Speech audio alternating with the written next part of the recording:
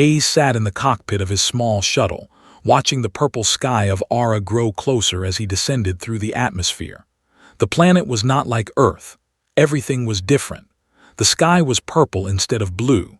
The air was thick and dry. Even the ground below looked strange, with tall purple plants instead of grass and trees that glowed with a faint blue light.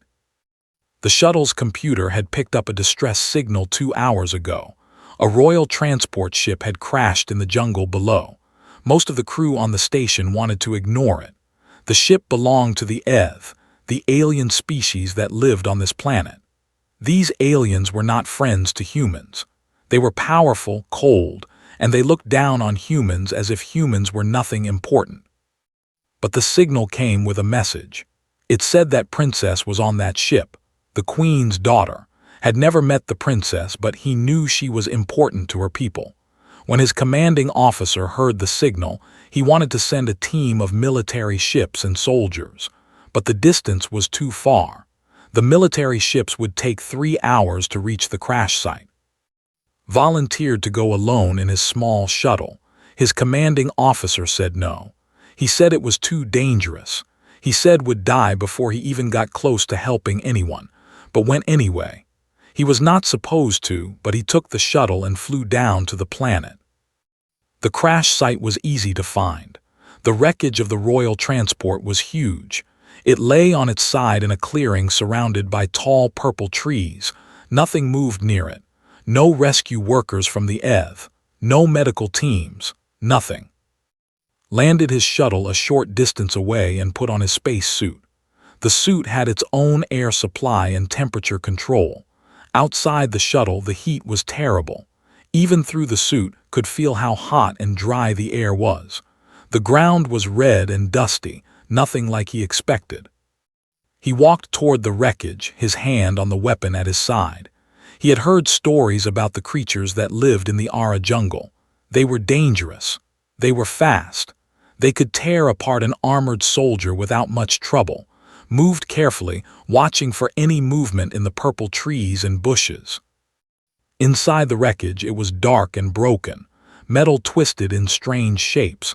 The air inside was thick with smoke and dust. Used his suit's light to see. He called out for survivors but heard nothing at first.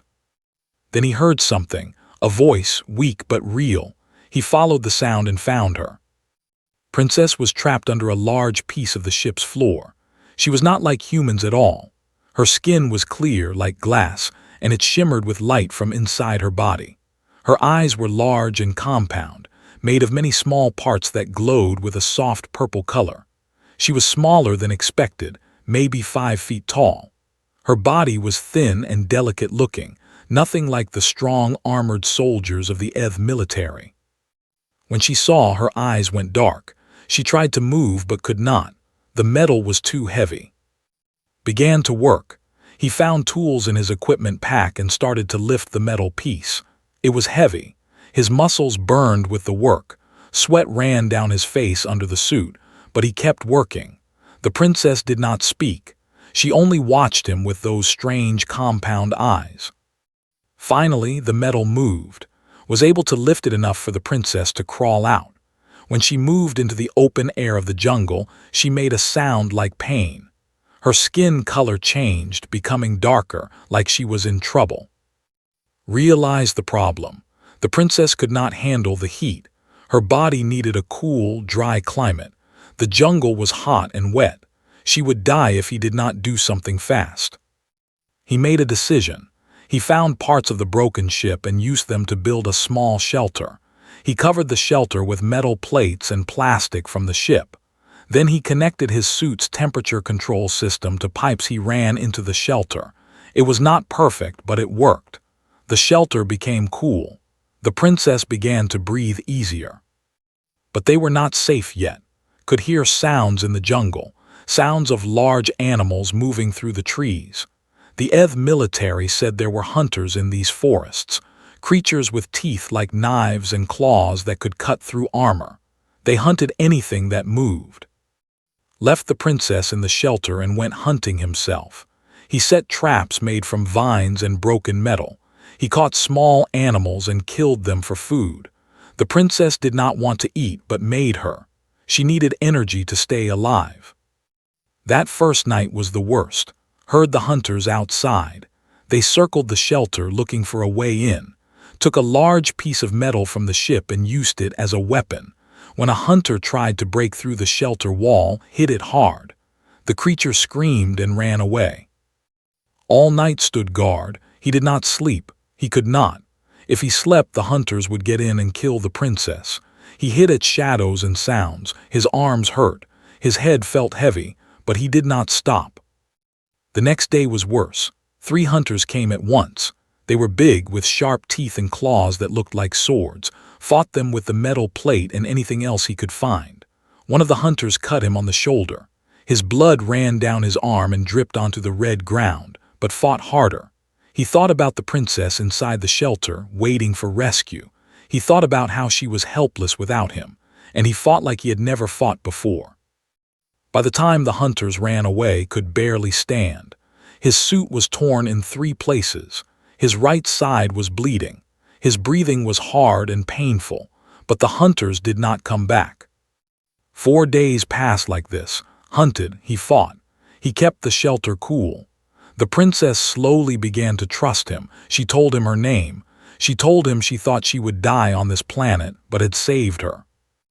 On the 4th day, ships appeared in the purple sky, military ships.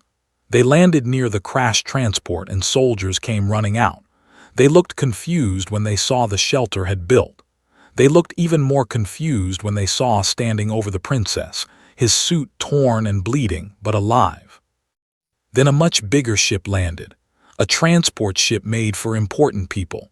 A door opened and the queen herself came out. Her name was. She was much larger than her daughter, with armor that looked like it was made of crystal. Her compound eyes were dark and cold, and they looked at with great interest. She walked over to the princess. She did not say anything for a long time. She just looked at him. Then she looked at her daughter, then back at him. When she finally spoke, her voice was deep and hard like stone. She said that had done something no soldier could do. He had kept her daughter alive in the jungle alone. He had fought hunters that were bred for killing. He had refused to let the princess die. The queen said that would be bonded to her daughter now. It was an old law of her people. If a male saved the life of a royal female in danger, he became bonded to her for life. It was a great honor, would become part of the royal family. He would have power, money, and position. Tried to refuse. He did not want to stay on this alien planet. He wanted to go home. But the queen's expression became hard and dangerous. She said that to refuse such an honor was an insult to the royal family. It could mean war between the and humans. Looked at Princess. She was watching him with those purple eyes. She did not look happy or sad. She looked grateful, and understood that he had no choice. He had come down to save a princess, and now he could never leave. He nodded to the queen. He accepted the bonding, and his life changed forever. Hayes stood in the crystal palace and tried not to touch anything. Everything around him was made of crystal or glass. The walls glowed with light that came from inside the material itself. The floor was smooth and cold beneath his boots. The air was dry and hot, nothing like the cool, comfortable air on the human station. The palace had been his home for 2 weeks now, 2 weeks of confusion and loneliness. The did not know what to do with him. He was not he was human. He was bonded to the princess, but he did not speak their language well. The servants in the palace avoided him. The guards watched him with suspicion. Everyone knew he was different, and different was not trusted among the The only person who sought him out was. The princess would find him in his quarters or walking through the palace halls. She would ask him questions, endless questions about everything. She wanted to know about Earth. She asked what the sky looked like. She asked why it was blue instead of purple. She asked about water and rain and snow. She asked about forests and animals and how humans lived before they traveled to space. She asked about his family, his home, his childhood. Told her everything. He told her about his mother and father. He told her about the ocean and how waves crashed on the shore. He told her about snow falling from the sky. He told her about rain that made the grass green. He told her about cities with lights and streets and millions of humans living together. Listened to everything with great interest. Her compound eyes would glow brighter when she was interested in something. She would lean closer to hear better. Sometimes she would reach out and touch his shoulder, like she needed to make sure he was real. One day she brought him to a part of the palace he had not been to before. This part was cool. The air was not as hot and dry. The temperature was like Earth.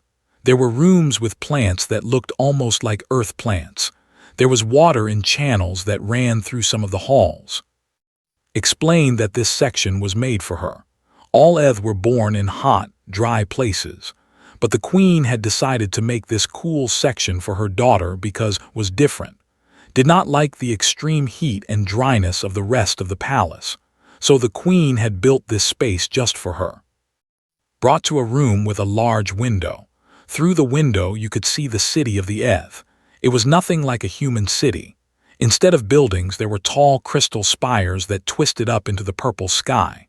They glowed with different colors. Some were blue, some were red, some were gold. They looked beautiful and dangerous at the same time. Below the city was the desert. Red sand stretched out forever. Nothing grew there except for low purple bushes. The sun was hot and bright, and it never seemed to set. Asked why the Eth lived in such a harsh place, told him a long story. She said that the Eth had not always lived on this planet. Long ago they had lived on another world that was green and wet like Earth, but that world died. The sun went out, or maybe there was a great war. Did not remember exactly, but her people had to leave that world. They came to Ara, which was empty and harsh. The Eth had to become strong and hard to survive on this planet. They had to learn to live without much water. They had to build cities that could protect them from the extreme heat. Over many generations, the Eth changed. Their bodies became more like crystal. Their skin could handle the heat and dryness. They became a strong people, but they also became cold. Said that strength was all that mattered to the Eth now. Compassion was seen as weakness. Mercy was something only weak creatures showed. The Eth believed that the universe was a place where only the strong could survive, and they wanted to be the strongest. This was why the queen was gathering support in the royal court. She wanted to expand Eth territory. She wanted to take over human colonies. She wanted to build an empire that covered many star systems. She did not care about peace. She only cared about power. Was afraid of this plan. She told that war between humans and Eth would be terrible. Humans had weapons. Humans were creative and intelligent. The Eth were stronger and had better ships, but humans were unpredictable. A war could destroy both civilizations. She also told him something else, something that she had told no one else in her family. She had started to believe that her mother was wrong. She had started to believe that strength was not the only thing that mattered. When it saved her in the jungle, he was not the strongest. He was not the fastest. He did not have weapons better than the hunters that tried to kill them. But he refused to give up. He kept fighting. He kept protecting her. He showed her something the Eth had forgotten. He showed her that something other than strength could keep you alive. Was confused at first.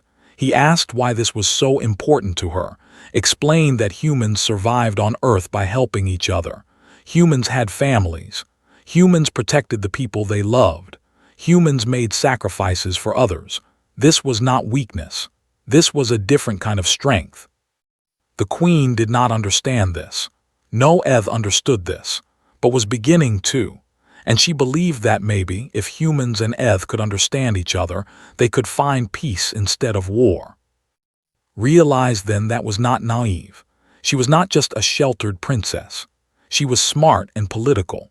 She understood the dangers in the palace. She understood what her mother wanted to do.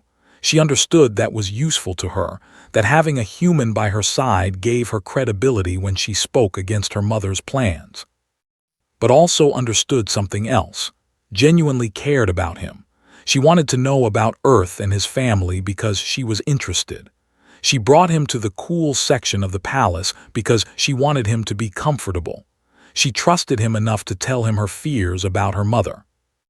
Over the next weeks, they spent more and more time together, taught about Eth history and politics. She introduced him to younger nobles in the court who shared her beliefs about peace. She showed him that not all Eth were cold and hard. Some of them wanted change. Some of them saw humans as potential partners, not enemies. But not everyone in the palace felt the same way. As spent more time with the princess, the whispers began. The older nobles said that was corrupting her. They said he was a spy sent to weaken the Eth from inside. They said that the bonding had been a mistake. They said the princess should reject him and support the queen's plans for expansion and war. These whispers grew louder with each passing day. Could feel the danger building. The court was becoming divided. The queen watched all of this with eyes that showed no emotion, and knew that soon something would have to happen. Someone would make a move. Someone would force the issue. He did not know that this move would come from the queen herself. He did not know that she was building a test for him, and he did not know that if he failed this test he would be executed and would be left alone to face her enemies in the palace without any help at all. The summons came without warning. A guard arrived at its quarters in the morning and told him to follow. No explanation, no apology, just a command. Had learned that this was how the Eth communicated. Words were short and harsh. Politeness was seen as weakness. He followed the guard through the crystal corridors of the palace. The guard did not speak. Could hear the sound of his own breathing inside his suit, the only comfort he had in this strange place. He had been on Ara for 3 months now. 3 months of learning Eth customs.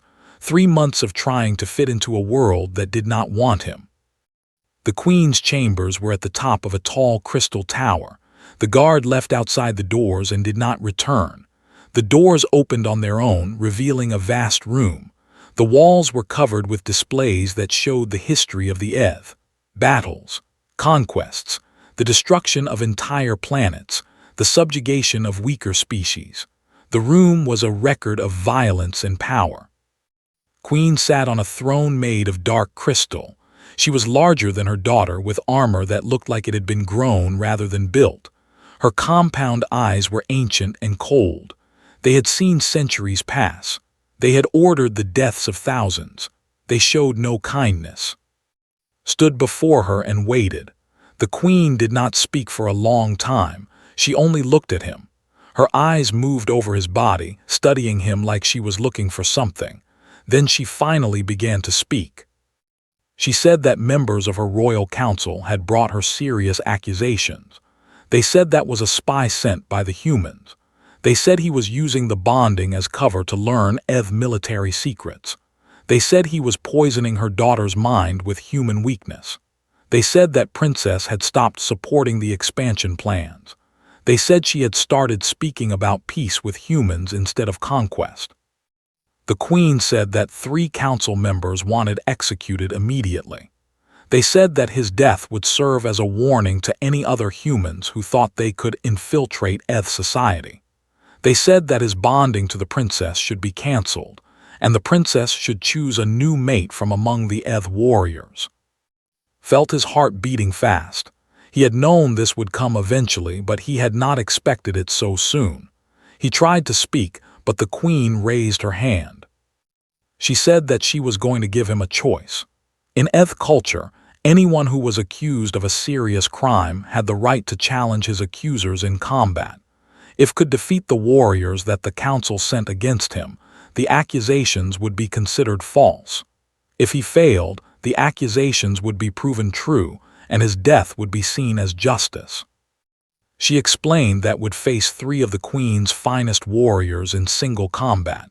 He would fight in the arena beneath the palace. The entire court would watch. If he won even one fight, he would be allowed to live. If he won all 3 fights, the accusations would be forgotten, and his position in the royal family would be secured. Asked when this trial would happen, the queen said it would be in 3 weeks. She said that would be given quarters where he could prepare. He would be allowed to study records of ETH combat techniques.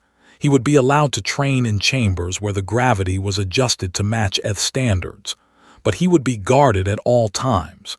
He could not leave the palace. He could not speak to anyone except the guards and the servants. Left the Queen's chambers feeling like the weight of the planet was on his shoulders. 3 weeks to prepare for a fight he had almost no chance of winning. 3 weeks before his death. He did not know that was already working to save him. She had heard about the accusations from her allies in the court. She had gone to her mother in secret and demanded that she be allowed to speak to the council. The Queen had refused but had found other ways. Over the next 3 weeks, used her position as the princess to gather support among the younger nobles. She reminded them that had saved her life in the jungle. She said that anyone who was willing to sacrifice himself for someone else was not weak. She said that compassion was a strength, not a weakness. She said that the ETH needed to understand that there were different kinds of power in the universe. Some of the younger nobles listened. Some of them began to speak to other nobles. Some of them began to question whether the accusations against were really true, but most of the older nobles remained silent. They supported the council. They wanted dead. Spent every moment of those 3 weeks preparing.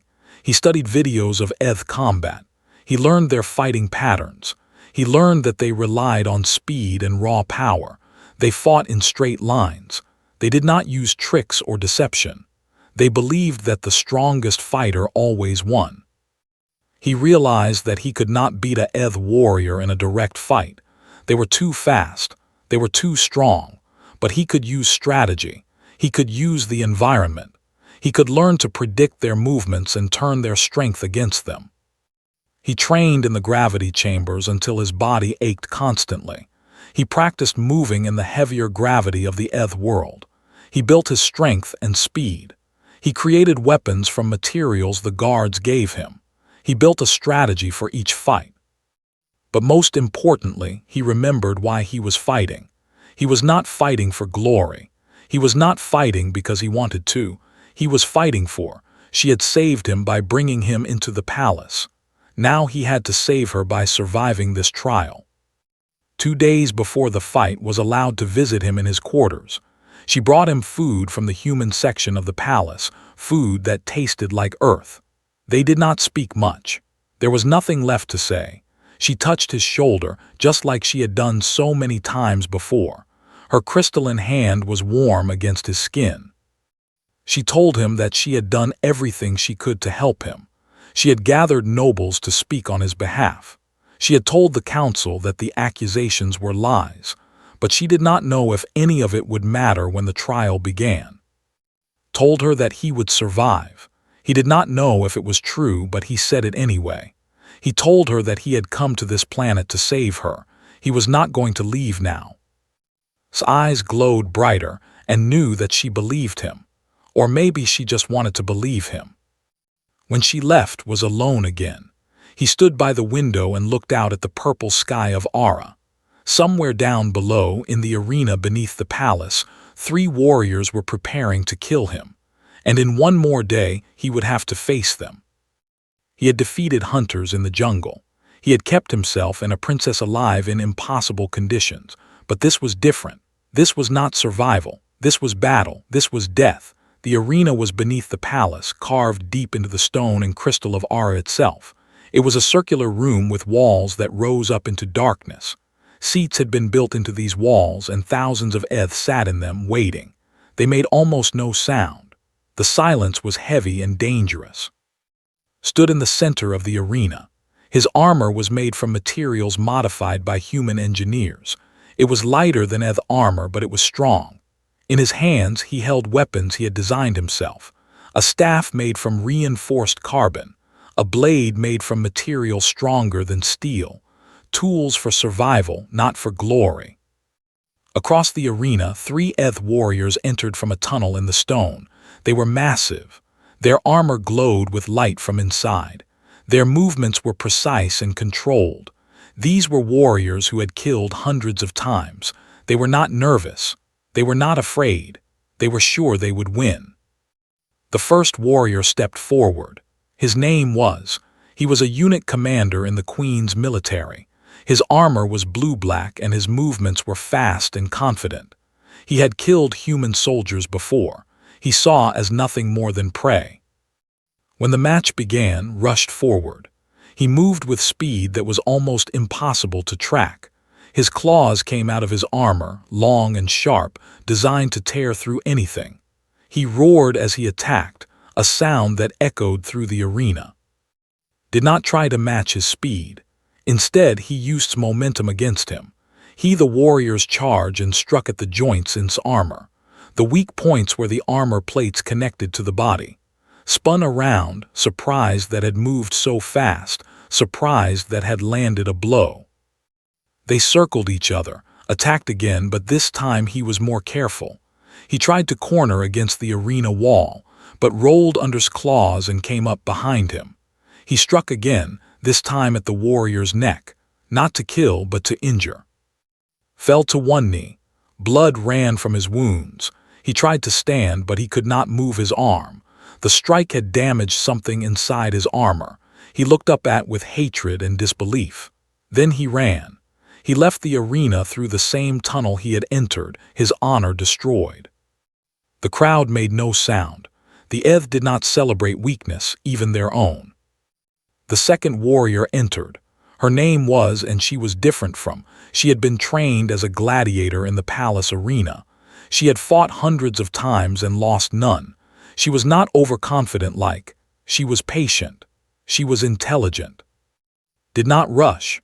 She moved slowly toward, analyzing his movements. She looked for patterns. She looked for weakness. When she finally attacked, her movements were calculated and precise. She attacked from angles was not expecting. She fought in 3 dimensions, moving up the arena walls and coming down on top of him. Was forced to retreat. His weapons felt heavy. His lungs burned. Was faster than, and she was smarter. She was not trying to overpower him. She was trying to exhaust him. She was trying to break him down through pure technique and skill. For a long time, they fought. The crowd watched in silence. Some of the younger Eth began to make small sounds of approval.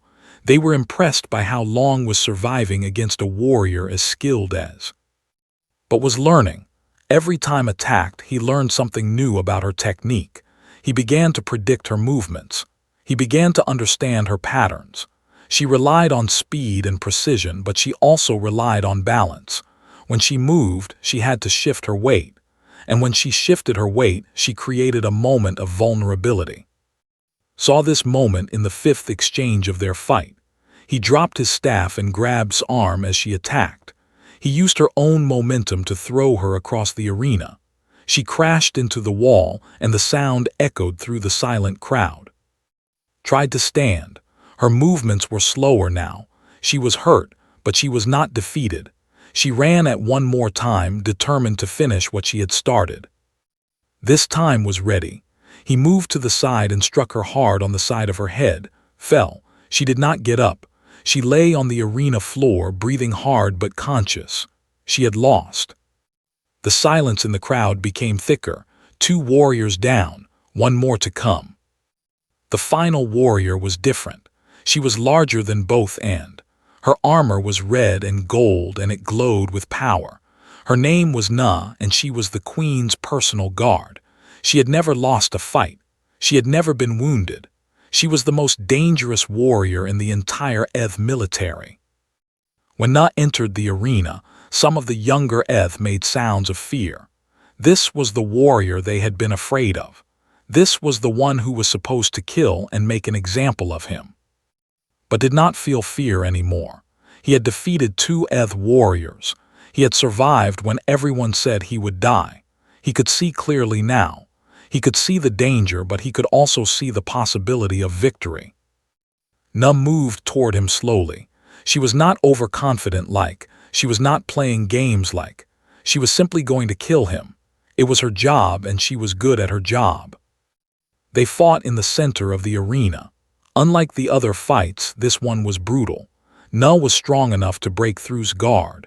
She was fast enough to hit him when he tried to dodge. She was skilled enough to adapt to every strategy he used. Was hit, his armor cracked, blood ran down his face. His right side felt like it was on fire, but he did not fall, he did not give up. He kept fighting, kept moving, kept looking for the opening he needed. Time seemed to stop. Minutes became hours. The fight went on and on. Nub began to show signs of exhaustion. Her movements became slightly slower. Her attacks became slightly weaker. This was the moment had been waiting for. He took a step back and Nub pressed her attack, trying to finish him, but was not running. He was preparing. When Nub's guard dropped for just a fraction of a second, moved. He struck with everything he had left. His weapon found the weak point in her armor at her shoulder joint. The impact was tremendous. Nub made a sound that was almost like pain. She fell to one knee. Approached her slowly, ready to finish the fight if necessary. But Nub did not attack again. She looked up with something new in her eyes, not fear, not hatred, respect. She stood up and she left the arena. She had been defeated. The crowd erupted, not with cheers but with sounds of understanding. The Eth had just watched a human defeat 3 of their best warriors. They had just watched something they had thought was impossible. Queen rose from her seat. The crowd fell silent. She descended the stairs and walked into the arena. She stood before and he could not tell what she was thinking. Then the Queen extended her hand too.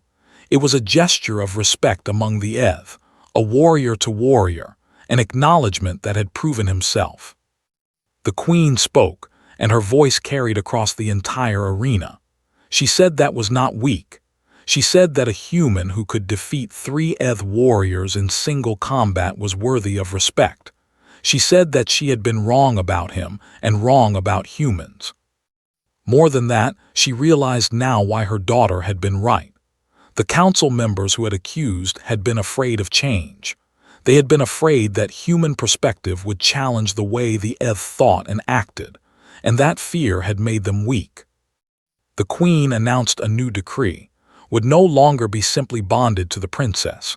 He would be elevated to the position of royal advisor. He would sit in on council meetings. He would advise the Queen on matters of state. Any noble who challenged this decision would face the Queen's wrath.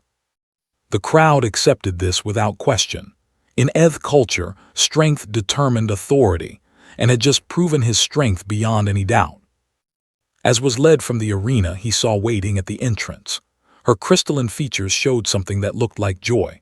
She had believed in him and he had not let her down.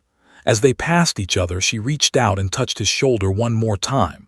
But this time it was not a question. It was a confirmation. He belonged here now. He was part of her world. 6 months had passed since the trial in the arena, had stopped counting the days. Time moved differently on Aura. The sun never seemed to move much in the purple sky. The heat was constant. But the work he did was not constant. It changed every day, and it became more important with each passing week. He sat in council meetings with the Queen and her advisors. The meetings were held in a chamber near the top of the Crystal Palace, in a room where the air was cool enough for to breathe without his suit.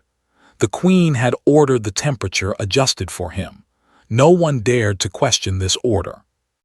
In these meetings, listened to plans for expansion. He heard the older advisors talk about the human colonies and how easy they would be to conquer. He heard them speak about the valuable resources on human worlds. He heard them describe military strategies that would crush human resistance. But now, when they made these plans, they had to listen to his response. He would explain why their strategies would fail. He would show them how humans would react to invasion. He would describe the weapons humans had developed. He would talk about human determination and how they would fight to the last person rather than surrender. And slowly the council began to listen, not because they liked what he said, but because the Queen listened. The Queen had decided that had value. The Queen had decided that understanding human nature was important, and in Eth culture, what the Queen decided was law. Also began to implement changes in the palace itself. He suggested creating a section where humans could visit and trade with the Eth. The Queen approved this. He suggested creating a cultural exchange program where human teachers would come to teach Eth students about Earth history and human culture. The Queen approved this too. But his most important work was done with. In the months after the trial, had become his partner in everything. She introduced him to younger nobles who wanted change. She helped him understand Eth politics better. She taught him about the history of her people and the mistakes they had made in the past. In return, taught about human philosophy. He taught her about concepts like mercy and compassion and sacrifice. He taught her about art and music and literature. He taught her that strength did not have to come from weapons or power. Sometimes the strongest people were the ones who chose to show kindness instead of violence. 6 months into his new position, a major crisis arrived. A message came from the outer reaches of Eth space. A species called that had begun attacking. They were destroying entire stations. They had destroyed 3 Eth military outposts. They were moving toward the home world. They were legendary warriors. They had conquered 17 worlds and destroyed their populations completely. They believed that the only good species was a dead species. They did not negotiate. They did not accept surrender. They killed everything. The Queen called an emergency council meeting. She announced that the Eth would launch a massive military attack against the. They would take every warship in their fleet and attack the home world. They would destroy the before they could destroy them. It was a strategy of total war. It was a strategy that had worked for the Eth many times in the past, but knew it would not work against the. They had survived 17 wars. They had learned how to fight every strategy that other species had tried. Stood up in the council meeting. The Queen looked at him with those ancient eyes. He had the right to speak. His position as royal advisor gave him that right. He proposed something different. Instead of attacking the fleet directly, he suggested gathering intelligence. He suggested working with human intelligence networks to find the leadership of the. He suggested finding their resource centers and their communication networks. He suggested striking at the heart of their power, not at their military might. The older advisors said this was the strategy of cowards. They said that the Eth were warriors and warriors fought face to face with their enemies. They said that using human intelligence techniques was beneath them. But spoke up. She said that intelligence and strategy were also forms of strength. She said that her father, the old king, had once used these same techniques to defeat an enemy that was stronger than the Eth military. She said that using all tools available was the sign of a truly wise leader. The Queen listened to her daughter. Then she made a decision. They would try strategy first.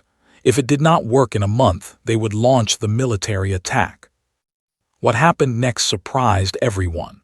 The human intelligence networks found the command center in less than 2 weeks. They found where they stored their weapons and fuel. They found where the leadership made their decisions. Worked with Eth military strategists to create an attack plan. It was not a massive invasion. It was a surgical strike. Small teams would attack multiple targets at the same time. The goal was to cripple this ability to wage war, not to conquer their territory. The attack was launched and it worked beyond anyone's expectations. The command center was destroyed. Their communication network fell apart. Their supply lines were cut. Within days, the military was in complete chaos. They had never experienced a defeat like this. They sent out a distress call, but there was no one to hear it. Their empire collapsed in less than a week. When the news reached the palace, the Eth court erupted. Not with sounds of celebration, because the Eth did not celebrate loudly, but with sounds of understanding. They understood that they had just witnessed something important. They understood that a new age had begun. The Queen called for a great gathering in the palace. All the nobles came. All the military leaders came. All the most powerful people in Eth civilization came to witness what the Queen was about to announce. She made a speech that lasted for an hour. She spoke about the old ways of the Eth. She spoke about strength and power and conquest. But she also spoke about what her people had lost in their pursuit of power. She spoke about the wisdom of other species. She spoke about the value of cooperation. Then she announced her decision. She declared that the bonding between and her daughter would be formalized in the greatest ceremony in Eth history, would not just be bonded to the princess. He would become a prince of the Eth. When became the queen, would sit beside her as her equal. Together, they would guide the Eth into a new age. She said that this new age would be built on alliance with humanity. It would be built on cooperation and mutual respect. It would be built on the understanding that the strongest civilizations were not the ones that conquered others, but the ones that learned from others. The Eth nobles accepted this without question. In their culture, when the queen spoke with such certainty, all other voices fell silent. Stood in the great hall of the Crystal Palace, watching the Eth nobility accept him as one of their own. Stood beside him, her crystalline hand resting on his shoulder. In her compound eyes, he could see the future they would build together. He thought about that first day in the jungle when he had pulled a crystalline princess out from under broken metal. He thought about how one act of sacrifice had changed everything, not just for him, but for both civilizations. The age of human and Eth cooperation had begun. It would not be easy. There would be challenges and conflicts and misunderstandings. But for the first time, two very different species were choosing to work together instead of fighting for dominance. Had come to an alien planet to save one princess. In doing so, he had helped change the trajectory of an entire galaxy. Strength was important. Weapons were important. Military power was important, but in the end, it was compassion and determination and the willingness to sacrifice for others that had created the future.